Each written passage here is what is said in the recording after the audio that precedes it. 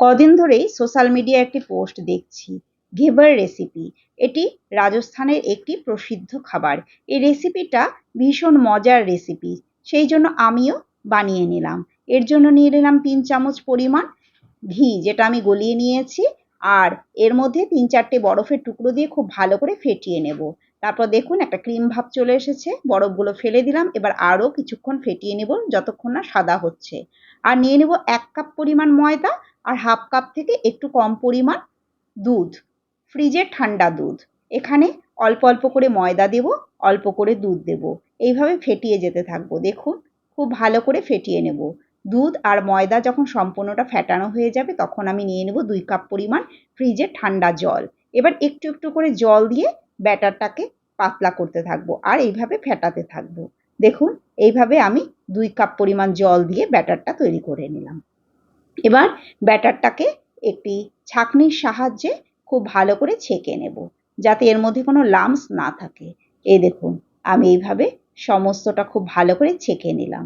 আর এর মধ্যে, এই ব্যাটারের মধ্যে 1 চামচ পরিমাণ আমি দিয়ে দেবো লেবুর রস। তারপর সমস্তটা খুব ভালো করে মিলিয়ে ফ্রিজের মধ্যে রেখে দেবো ঠান্ডা হবার জন্য। এটি ঠান্ডা হতে থাকুক, ততক্ষণ তৈরি করে নেব রাবড়ি।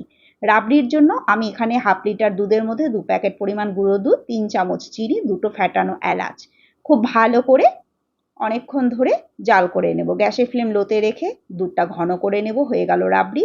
এবার শিরা তৈরি করব। 1 কাপ চিনি, 1 কাপ জল খুব ভালো করে ফুটিয়ে নেব। একটু লাঠালো ভাব হয়ে গেলেই আমাদের শিরা তৈরি। এবার ফ্রিজ থেকে আমি ব্যাটারটা বের করে নেব, আর ব্যাটারটাকে একটি বরফের চাকির উপর রেখে দিতে হবে। মানে এক্ষেত্রে ব্যাটারটা থাকবে খুব ঠান্ডা আর তেলটা থাকবে খুব গরম।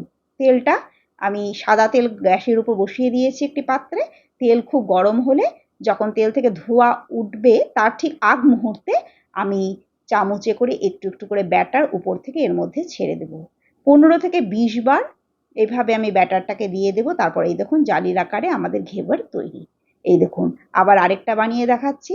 চামচে করে এইভাবে 15 থেকে 20 বার একটু একটু করে ব্যাটার দিয়ে দিলাম। দেখুন জালি জালি তৈরি হয়েছে। কাঁটা চামচের সাহায্যে সাইড থেকে কেটে নিয়ে এই দেখুন তুলে নিলাম। 1 কাপ ময়দা থেকে আমার 5টা ঘেভার তৈরি হয়েছে। দেখুন ঘেভারগুলো কত সুন্দর হয়েছে জালিদার। এবার উপর থেকে অল্প করে শিরা দিয়ে দেব, আর দিয়ে দেব রাবড়ি। রাবড়ি দেবার পর কিছু ড্রাই ফ্রুট আমি কেটে নিয়েছিলাম, সেগুলো এর উপর থেকে সুন্দর করে সাজিয়ে দেব। ব্যাস আমাদের ঘেভার একদম তৈরি। এটি দেখতে যেমন সুন্দর, খেতেও হয় ভীষণ সুস্বাদু।